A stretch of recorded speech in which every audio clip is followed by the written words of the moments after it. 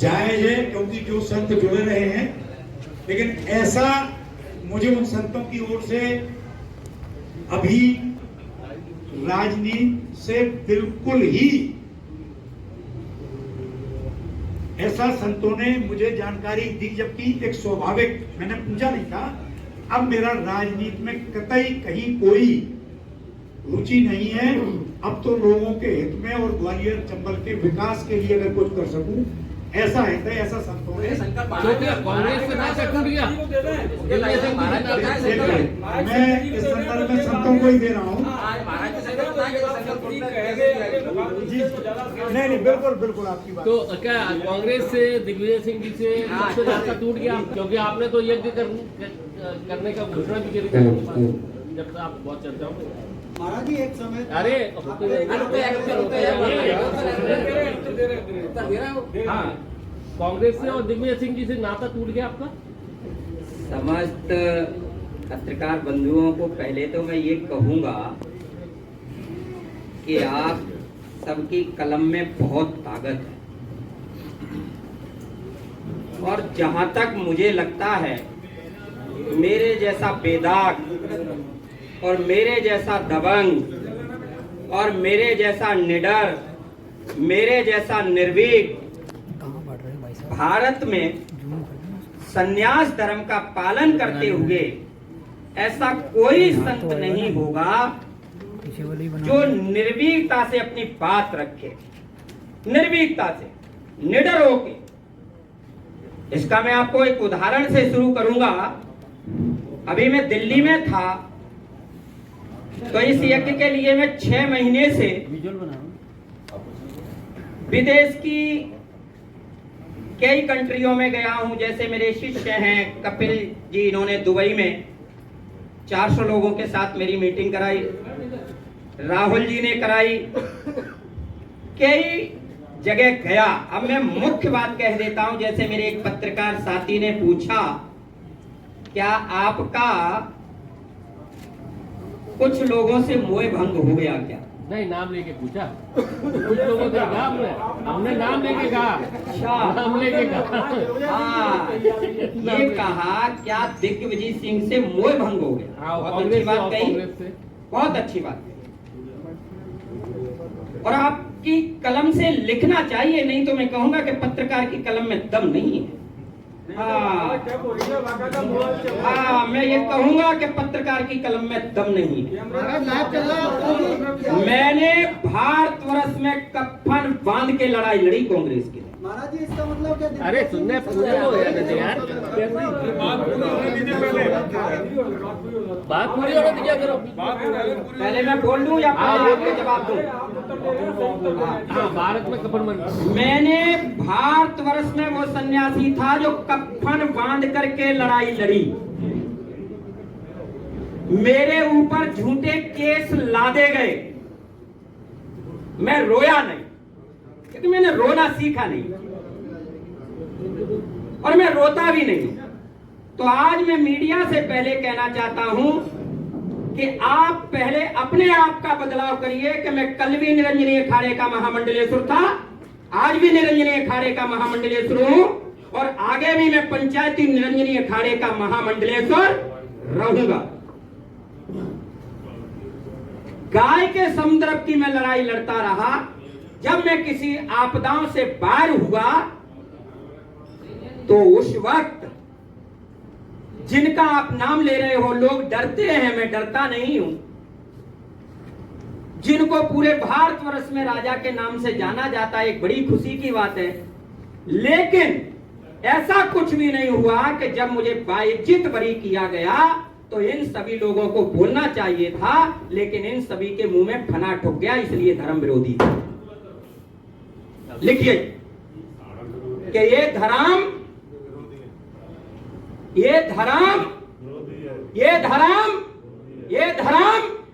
उसका प्रमाण आपके पास हो सकता है। मीडिया कैसे बोल सकती है कि वो धर्म विरोधी है?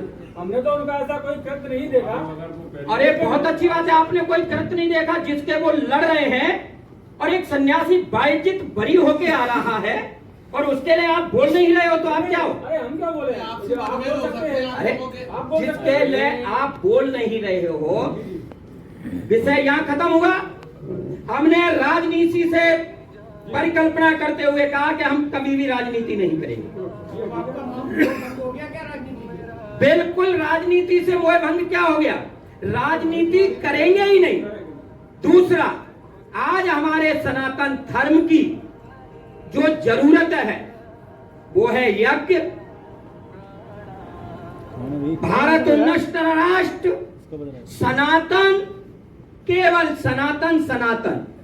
और सनातन के लिए आज इस ग्वालियर में जो यज्ञ होने जा रहा है, ये यज्ञ पूरे भारतवर्ष के उन्नत राष्ट्र के लिए। और इसके लिए जहां तक मेरे अखाड़े की बात आएगी या 13 अखाड़ों की बात आएगी, तो मैं आज आपसे कह के जा रहा हूं, सनातन के लिए मेरे 13 अखाड़े भी मेरे साथ हैं। एक नहीं, 13 अखाड़े भी मेरे रहेंगे। मैं केवल यज्ञ के लिए, जैसे नारद जी ने सनातन का प्रचार किया घर घर जाकर के, ऐसे ही इन सभी सपूत बेटों के साथ यज्ञ का और सनातन का और राष्ट्र उन्नति के लिए जो एक सन्यासी को सिखाया जाता है विजया संस्कार से पहले कि आप सनातन का कार्य करेंगे, आप सनातन का प्रचार करेंगे, आप सनातन की रक्षा करेंगे, आप सनातन के लिए आज से महामंडलेश्वर बनाए जाते हो। तो मैं अपने अखाड़े की गरिमा रखते हुए, पंचायती निरंजनी अखाड़े की गरिमा रखते हुए सनातन के लिए हूँ, सनातन की लड़ाई लड़ूंगा और मेरा किसी भी दल से कोई रिश्ता नहीं। तो कांग्रेस से आपका मोह भंग हो गया, तभी सनातन की याद आई है। मुझे तो उसमें भी सनातन की याद थी, क्योंकि गायों के लिए जितनी लड़ाई मैंने लड़ी कोई नहीं लड़ सकता है। जहां जहां मैं लड़ाई लड़ता रहा कोई नहीं लड़ता है। और आज सनातन की बात जहां पूछी जा रही है, मैं तब भी लड़ाई लड़ रहा था, मैं आज भी लड़ाई लड़ रहा हूं। और आज खुशी इसलिए है कि मध्य प्रदेश में जो मुख्यमंत्री बनाया गया है उस पर कोई संशय इसलिए नहीं किया जा सकता है कि उसने बिगर कहे गौ माता को 40 रुपया रोज देने की मंच से घोषणा की। तो राजमाता का दर्जा कब दिलवाएंगे? क्योंकि महाराष्ट्र में मिल गया, मध्य प्रदेश में कब दिलवाएंगे? इसके लिए क्या बंदोबस्त किया गया है? इस आयोजन में कई करोड़ों रुपए खर्च होंगे, कहाँ से रुपए आएंगे और उनका क्या तरीका होगा? हाँ, बहुत अच्छी बात। इसका पहला तरीका तो ये है कि संपूर्ण भारतवर्ष के हिंदू 1-1 रुपए भी मुझे देंगे तो मेरी यज्ञ सफल होगी। न दिया तो उसके लिए बड़ा सुंदर विषय है कि हम जितने भी ब्राह्मण कर रहे हैं उनसे हमने ये कहा है कि भैया यहाँ पाठ करने आना, आराधना करने आना, साधना करने आना, पूजा करने आना। अगर समाज ने पूर्णता से व्यवस्था की तो आपको भेंट दक्षिणा दी जाएगी। जो यह पैसा आएगा उसकी पारदर्शिता करेगी। हाँ बिल्कुल ठीक, 1-1 रुपए इस तरीके मैंने बिल्कुल ठीक पूछा है तो मेरी यज्ञ सफल होगी। न दिया तो उसके लिए बड़ा सुंदर विषय है कि हम जितने भी ब्राह्मण कर रहे हैं उनसे हमने ये कहा है कि भैया यहाँ पाठ करने आना, आराधना करने आना, साधना करने आना, पूजा करने आना। अगर समाज ने पूर्णता से व्यवस्था की तो आपको भेंट दक्षिणा दी जाएगी। जो यज्ञ में पैसा आएगा उसकी पारदर्शिता करेगी। हाँ बिल्कुल ठीक, 1-1 रुपए इस तरीके मैंने बिल्कुल ठीक पूछा है। यज्ञ में पैसा आएगा उसकी पारदर्शिता क्या रहेगी? क्या? जो यज्ञ में पैसा आएगा उसकी पारदर्शिता क्या रहेगी? सनातन धर्म 1-1 रुपए देगा, आपको जरूर देगा, बिल्कुल देगा, 100% देगा। हाँ। लेकिन उसकी पारदर्शिता क्या रहेगी? उस पैसे का सदुपयोग होगा। पारदर्शिता ये होगी कि इस यज्ञ में 150 टन घी डाला जा रहा है। समाज के उत्थान के लिए, राष्ट्र के उत्थान के लिए, हिंदू सनातन धर्म के गौरव के लिए जो भी हिंदू समाज पैसा देगा, जो भी भक्त पैसा देगा, वो ट्रस्ट के जरिए लिया जाएगा और ट्रस्ट के जरिए यज्ञ में सारी चीजें की जाएंगी और वो सभी के सन्मुख है। बिल्कुल राजनीति से मोह भंग क्या हो गया, राजनीति करेंगे ही नहीं। दूसरा, आज हमारे सनातन धर्म की जो जरूरत है वो है यज्ञ। भारत उन्नत राष्ट्र, सनातन, केवल सनातन सनातन और सनातन के लिए होने जा रहा है।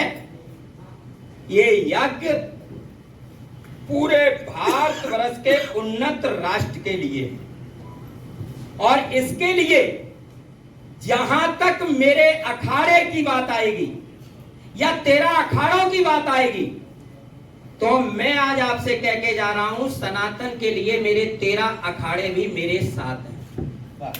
एक नहीं, 13 अखाड़े भी मेरे साथ हैं और आगे भी साथ रहेंगे। मैं केवल यज्ञ के लिए, जैसे नारद जी ने सनातन का प्रचार किया घर घर जाकर के, ऐसे ही इन सभी सपूत बेटों के साथ यज्ञ का और सनातन का और राष्ट्र उन्नति के लिए जो एक सन्यासी को सिखाया जाता है विजया संस्कार से पहले कि आप सनातन का कार्य करेंगे, आप सनातन का प्रचार करेंगे, आप सनातन की रक्षा करेंगे, आप सनातन के लिए आज से महामंडलेश्वर बनाए जाते हो, तो मैं अपने अखाड़े की गरिमा रखते हुए, पंचायती निरंजनी अखाड़े की गरिमा रखते हुए लड़ाई लड़ूंगा और मेरा किसी भी दल से कोई रिश्ता नहीं है। तो कांग्रेस से आपका मोह भंग हो गया, तभी सनातन की याद आई है। मुझे तो उसमें भी सनातन की याद थी, क्योंकि गायों के लिए जितनी लड़ाई मैंने लड़ी कोई नहीं लड़ सकता है। जहां जहां मैं लड़ाई लड़ता रहा कोई नहीं लड़ता है। और आज सनातन की बात जहां पूछी जा रही है, मैं तब भी लड़ाई लड़ रहा था, मैं आज भी लड़ाई लड़ रहा हूं। और आज खुशी इसलिए है कि मध्य प्रदेश में जो मुख्यमंत्री बनाया गया है उस पर कोई संशय इसलिए नहीं किया जा सकता है कि उसने बिगर कहे गौ माता को 40 रुपया रोज देने की मंच से घोषणा की। तो राजमाता का दर्जा कब दिलवाएंगे? क्योंकि महाराष्ट्र में मिल गया, मध्य प्रदेश में कब दिलवाएंगे? इसके लिए क्या बंदोबस्त किया गया है?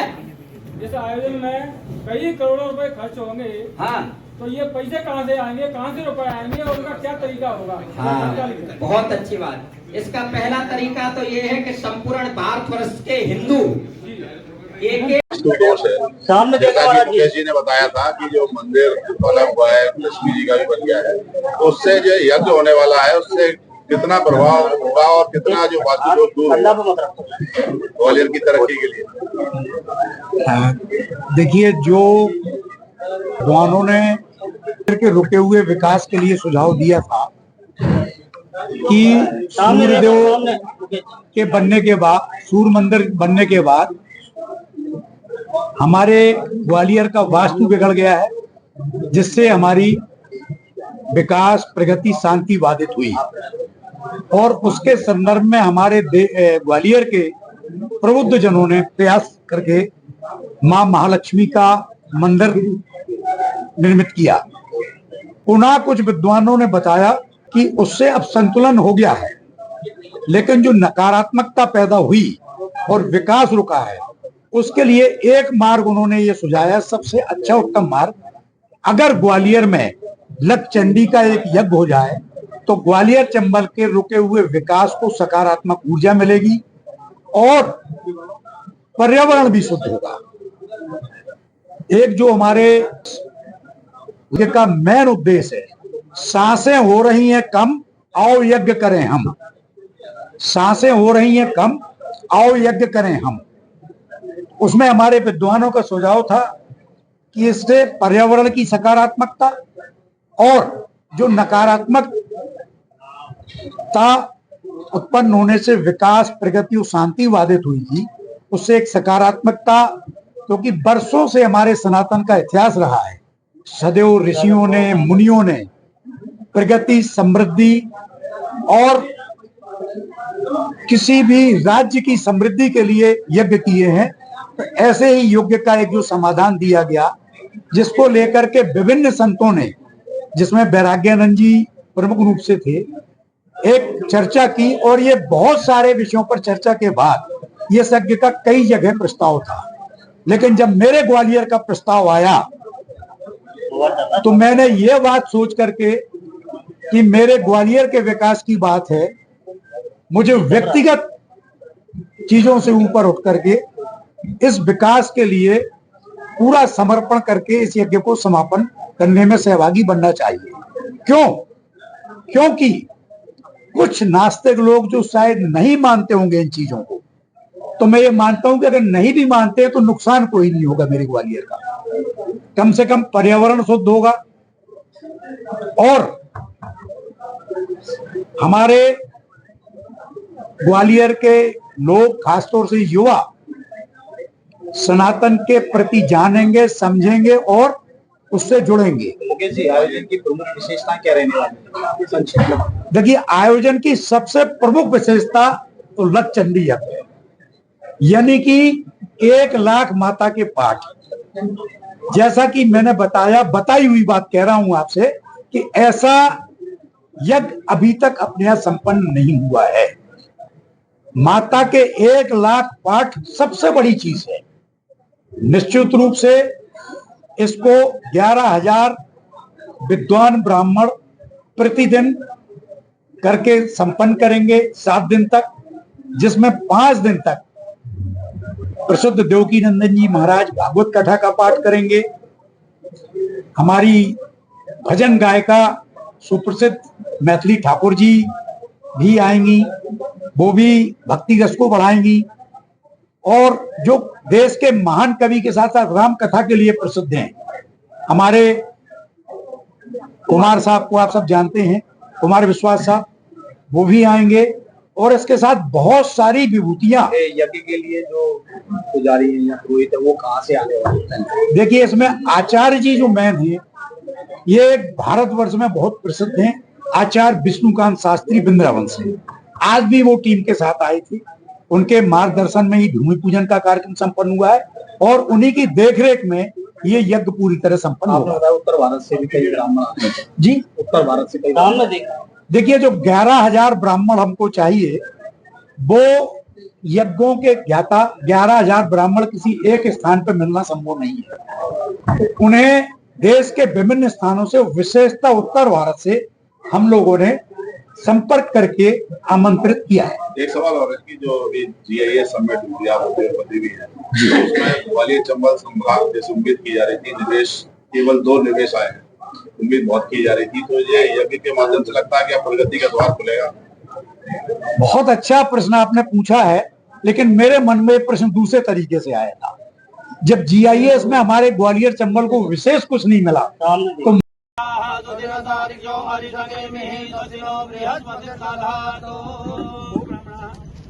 महाजना नमः कुर्बानाय आशीर्वचनम् अपेक्षमाणाय क्रियमाणस्य अष्टोत्तर सहस्र पुण्यात्मक श्री लक्ष्य चंडी यागानुष्ठान कर्म अंगीभूत पूजन पूर्वक मंडप निर्माणार्थ भूमि पूजन कर्मण श्री अस्तु इति भवन्तो ब्रुवन्तु। ओम अस्तुश्रीः अस्तुश्रीः अस्तुश्रीः श्रीचरे लक्ष्मी जपत्या बहुरात्रे पार्श्वे नक्षत्राणि रूपमसिनौ व्यातम् आयुष्यन्निखाणा मुम्मनिखाणा सर्वलोकम् प्रजापतिः प्रियताम् ओम प्रियताम् भगवान् प्रजापतिः भगवान् रूपाणि परिदा भोवाच कामाते धूमस्तनो सुविदा सवस्य पितावे कुश्याम पतयोरईडा गोस्वा। गिरी जी महाराज ने, भगवा महाराज ने और बहुत सारे संतों ने मिलके इसको एक संकल्प लिया कि ग्वालियर में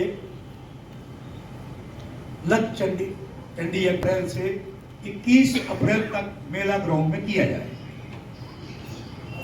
जैसा कि हमारे बहुत सारे साथी जानते नहीं है, फिर भी मैं अवगत करा दूं, लक्ष्य चंडी यज्ञ विशाल स्वरूप में रहता है यज्ञ का, माता का, जिसमें 1 लाख चंडी के पाठ होते हैं।